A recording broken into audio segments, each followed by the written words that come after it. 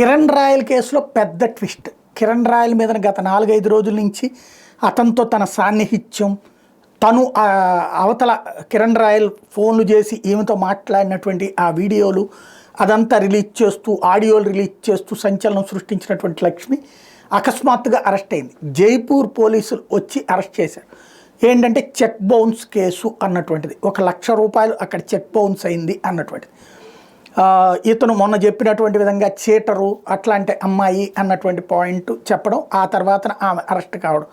దాంతో ఇప్పుడు ఒక పెద్ద రచ్చ నడిచేది ఏంటంటే కేంద్రంలో ఉన్న పలుకుబడితో ఇదంతా చేయించారు. అది అంత సీన్ ఏముండదు. కేంద్రంలో పలుకుబడి అది ఓ రకంగా చెప్పాలంటే ఇంతవరకు ఒక నేరస్తురాల్ని, అంటే ఇతని భాషలో ఆవిడ నేరస్తురాలు చీటర్, అంటే చీటర్తో కాపురం చేశాడు, చీటర్కి షెల్టర్ ఇచ్చాడు ఇతను, అంతే. కరెక్ట్ అయిన భాషలో చెప్పాలంటే అమ్మాయి చీటర్ అని తెలిసి అమ్మాయితో కాపురం చేశాడు అంటే ఏంటి, ఏళ్ల తరబడి కాపురం చేశాడంటే ఏంటి, అమ్మాయి దగ్గర డబ్బులు ఖర్చు పెట్టించుకున్నాడంటే ఏంటి, చీటర్కి షెల్టర్ ఇచ్చాడని చెప్పి.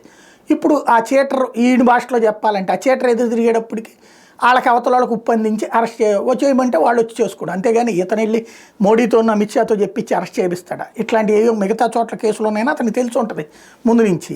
ఆ విషయాలు వాళ్ళకి అక్కడ ఉన్న పోలీసులకు ఇన్ఫామ్ చేసి ఉంటాడు, అందులో అరెస్ట్ అయ్యి ఉంటుంది. కాకపోతే ఆటోమేటిక్గా ఈ టైంలో చెయ్యడం అన్నటువంటిది ఇతను చేయించాడు అన్నటువంటి ఫీలింగే వస్తుంది. పాజిటివ్గా తీసుకునే వాళ్ళు పాజిటివ్గా తీసుకుంటారు, నెగిటివ్గా తీసుకునే వాళ్ళు నెగిటివ్గా తీసుకుంటారు.